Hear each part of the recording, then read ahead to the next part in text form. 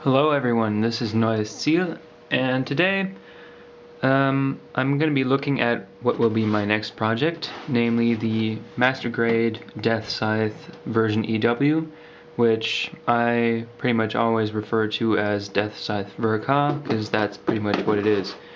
This kit was released in September of last year, and this isn't really going to be an unboxing video, but more of an introduction to my new project. So looking at the side of the box, we get a nice shot of the completed model with Wing ver.EW in the background, comparison of the ver.EW and the Deathscythe Hell Custom from Endless Waltz, the other ver.EW suits, and some more shots of the completed model.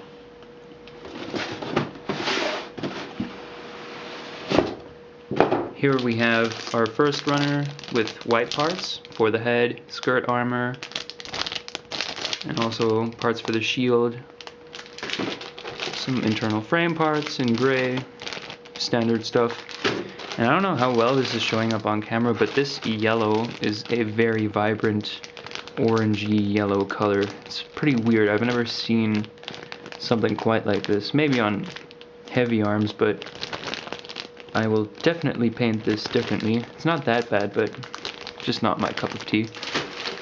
Parts for the feet, I think. Yeah, the spike on the foot here, and the feet in dark blue. More white parts for the legs. Standard stuff. And here we have some really cool clear green beam effect parts, which have an awesome texture to it. It's a great improvement over the parts we got with the high grades in the 90s, even though I don't really like the green that is used here, but it's still quite nice. And last but not least, more internal frame parts, as well as the hands, and parts for the cockpit, the thighs, basic stuff like that. And the instruction manual right here. It's a nice design, very different. They definitely went with a different manual design to sort of separate these wing kits from the other master grades. Here's a comparison: RGM 79 GM 2.0. Just some information about comparing the TV version suits to the version Katoki suits. The overall assembly with this kit is very basic. It's very simplistic, not a lot of complicated assemblies, actually none. So after all, it is a pretty small suit, and we don't have that many parts in total. So I'm sure this will be a quick and easy build, and more shots of the completed and painted model. And here is the completed Deathscythe ver.EW or ver.EW, whichever you want to call it. And assembling this kit was really easy, no difficulties at all. There are some bad nub marks that you have to be careful because they'll show up. For example, here on the arm, there's one piece where I kind of messed up, and I'll have to take care of that and putty that later. And he, of course, comes with some accessories that I'll go over, namely the shield, or I'm not sure what this is called exactly, but Buster Shield is probably the name. And of course you get this green clear effect part that just snaps into place right there. I hope it's gonna stay there. There we go. And looks pretty cool. It's a bit too green for my taste, but I think the effect is pretty good. The second weapon, of course, is his big beam scythe, and this is a very, very large scythe. It's actually made up of 4 individual parts. Looks pretty cool. And of course you've also got these little, or some kind of a groove for the hands there, for the pegs of the hands. And of course the green effect part goes in there, like so. Now I already mentioned the hands. The unique thing about this kit in terms of its hands is that we don't get individual or individually posable fingers with most master grades, but these interchangeable fingers that just, attach right there with this peg. And I'm not really a fan of this because I really like the individually posable fingers, but for these wing kits it's going to work really well because these wing kits are pretty small, and of course they're going to have small hands, and small hands with individually posable fingers they'll just be a mess. They'll be too loose, and he probably won't be able to hold his weapons very well. So I think it's a good solution for these small wing kits.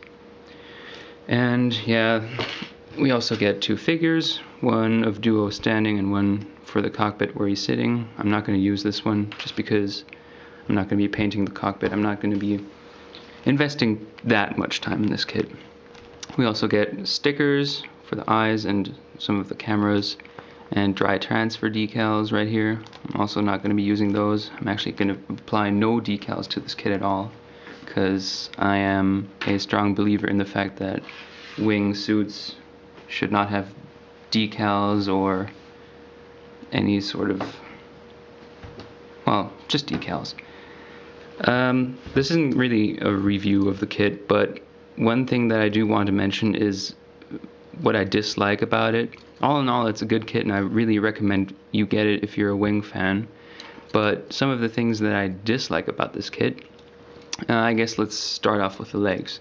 If you see right here, this knee joint, the internals, it's kind of, if you pose this guy to expose this knee joint right here, it's gonna look, I think it's not as detailed as what we're used to with other master grades, and it's very bulky compared to the rest of the kit, which is very slim and elegant looking. And the second thing I don't like about this knee joint is the knee armor right here. It doesn't move along with the knee joint as you pull it out, which is what we're used to with other master grades, but on this one it doesn't work. It's loose on both legs, obviously, and I think this is how it's going to be with Shenlong as well, and obviously Deathscythe Hell Custom because it's the same kit. That's one thing I don't like.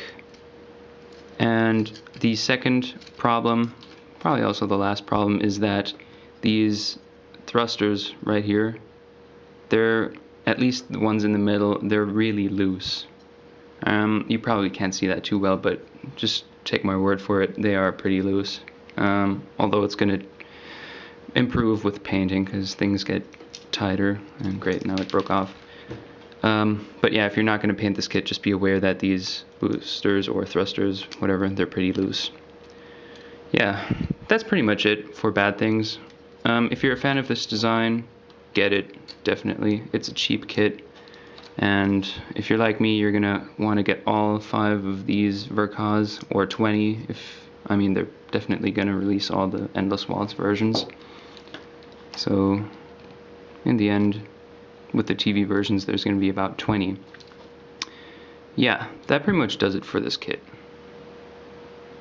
So I guess the only thing left for me to do now is actually explain to you what I'm going to do with this kit in terms of modifications and painting. Right off the bat, I'm going to say I'm not going to modify this kit at all.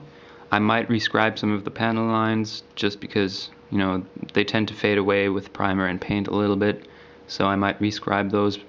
But other than that, I'm not going to do any modifications. This will just be a quick out-of-the-box build. For the color scheme, I'm not going to go with this standard color scheme because I think there's just too much white in there for the God of Death. And I'm pretty inspired by the color scheme shown here for the Deathscythe Hell Custom. I don't know how good this is showing up on camera, but this dark gray, which it usually has, is actually a very purplish dark gray, and I really like that. And that's what I'm going to use on this guy for all the white parts that you see here. And it also has this dark purplish blue, and I'm going to also use that color, and also for these front sides or front skirts and side skirts, which are white right here, they'll be dark blue as well. And these spikes will also be dark blue. The head, of course, it's pretty much just a copy of this color scheme, except with no red parts. And in fact, I'm also going to get rid of the red on the shield and on the chin, or whatever you want to call it. I'm not sure how I'm going to paint that just yet, but the final kit will definitely have no red parts. For the yellow parts, I'm going to be painting those with some Alclad gold, and I think that's going to look pretty nice.